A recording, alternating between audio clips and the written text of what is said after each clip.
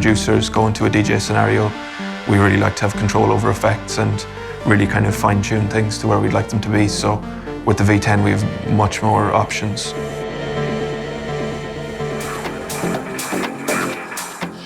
Many artists, we all play on the same setups, and sometimes I kind of feel like a lot of us all use the same effects. And now with this mixer, I feel like you can put more of your personality inside, because you can really change the effects how you want it, and you can really make it more personal. You were manipulating sound for emotional impact, creating drama with the music.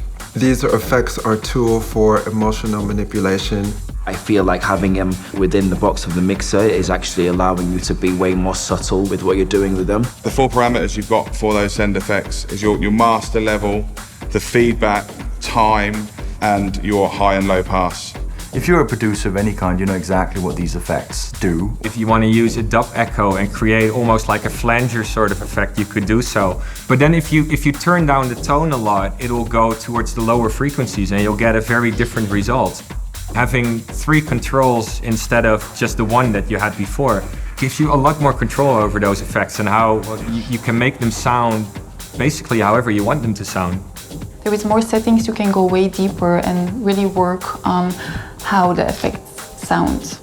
I like to use them also in production. So at home in the studio, the mixer is going into the setup so I can creatively route audio through it and then record that again.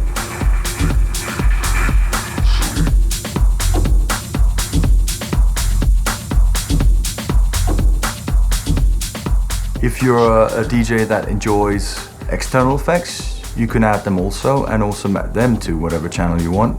So the flexibility is extremely big in this case. The great thing about send and return, using send and returns for pedals, reverb, whatever, you can make stuff happen. You can filter the hell out of it and still be making reverbs happen.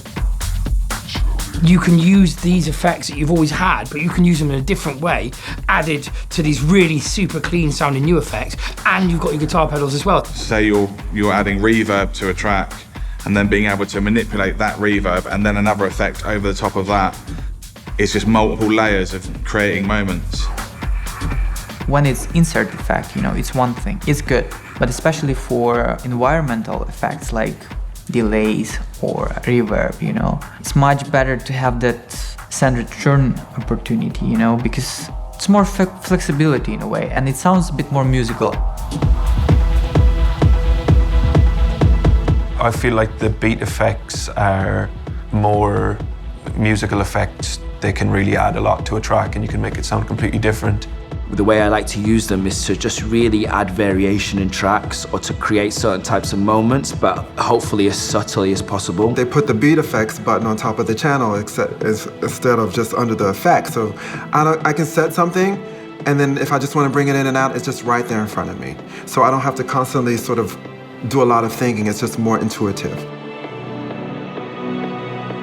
The shimmer effect is basically a reverb with overtones in it. It's one of those reverbs you'd put on something and it would immediately sound really good. And one of the things I love about the shimmer is that you can control the parameter, sort of like an X-pad now that you can control with your finger, and it's a lot more playful and intuitive. You can change the depth of it.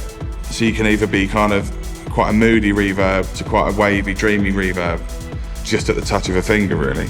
In breaks or in very instrumental situations where you have strings or a vocal or whatever, you can add that to it and it just livens it up, the whole thing. In a breakdown, if it's not super melodic, if you add the shimmer, I think it adds a lot of warmth to the break. It's like an extra layer. It doesn't really sound like an effect. If you put it a little bit, it really sounds very natural.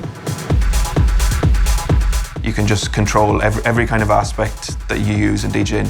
You just have a lot more parameters with the built-in effects, so it just gives us more control over everything. Having these sorts of more atmospheric effects, like the dub echo and the short delay, the long delay, it just adds more texture to the music that I'm playing.